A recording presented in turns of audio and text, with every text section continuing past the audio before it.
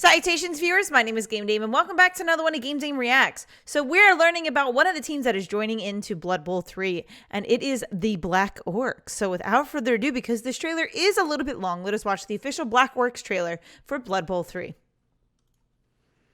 The Black Orcs are the strongest and most powerful of all the orcs. Many believe their name comes from their dark green skin, but it is more likely to have come from their dour demeanor and bleak sense of humor.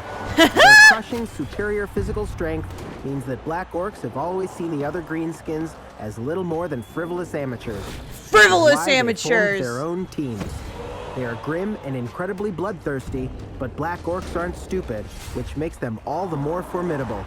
There are many goblins on the Black Orcs team. Goblins' great speed and agility are indispensable assets on the field.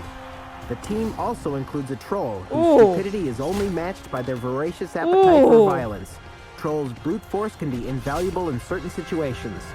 Welcome to the Black Orcs team presentation their video. team already looks pretty fucking OP. The Black Orcs team's main strategy is brute force. The harder you hit, the more likely you are to finish the game with more players. You'll never get the ball by trying to compete with a catcher running at full speed. But even if you can't catch him, you can always crush him with another player. Be methodical. Dismember the opposing side and take possession of the field. Your appalling passing game will never let you dominate. But you'll find that goblins make solid ball carriers, providing you give them the protection they need to move up the field. That's good. The cage technique they're has been a very fucking successful strategy. big and brutal, but they're definitely big and slow. And is protected by 4 Black Orcs.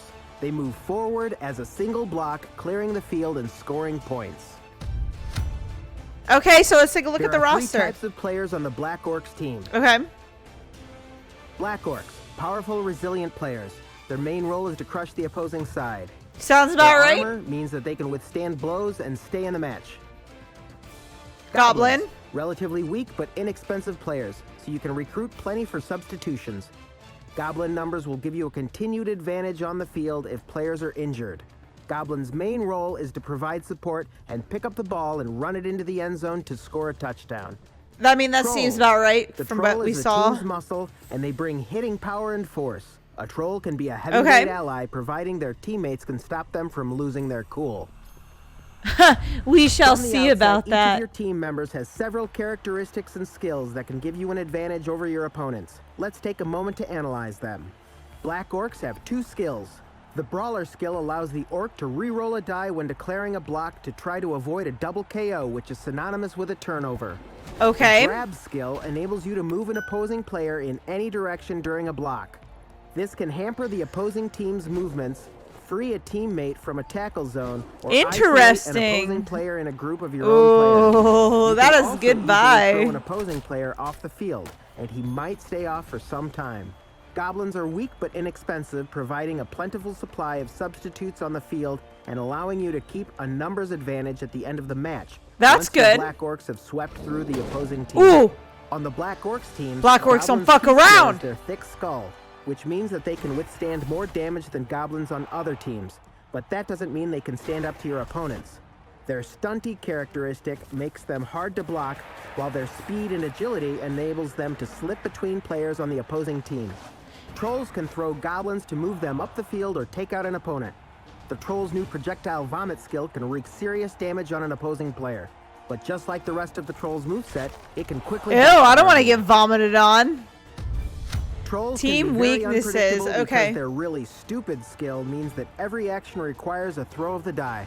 So when trolls mess up, they may at best refuse to move, but at worst, they could injure themselves or a teammate. Always keep an ally on the troll's field of action who can keep him in check and reduce his chances of messing up. That's actually fucking funny. Okay, so that definitely puts them on a disadvantage. You have no real throwers, and the Orcs and the troll are seriously lacking in movement allowance. Okay, so they're no longer OP. Balancing the team, which makes them a primary target for opposing teams. The Black Orcs goblins may be more resilient than most, but it is still hard for them to withstand blocks.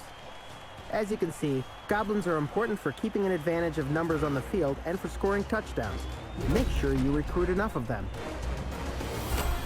So it really is about recruiting as many of the goblins as you actually can. I love this concept of this game. I think it's Oh dear. How Damn. disappointing.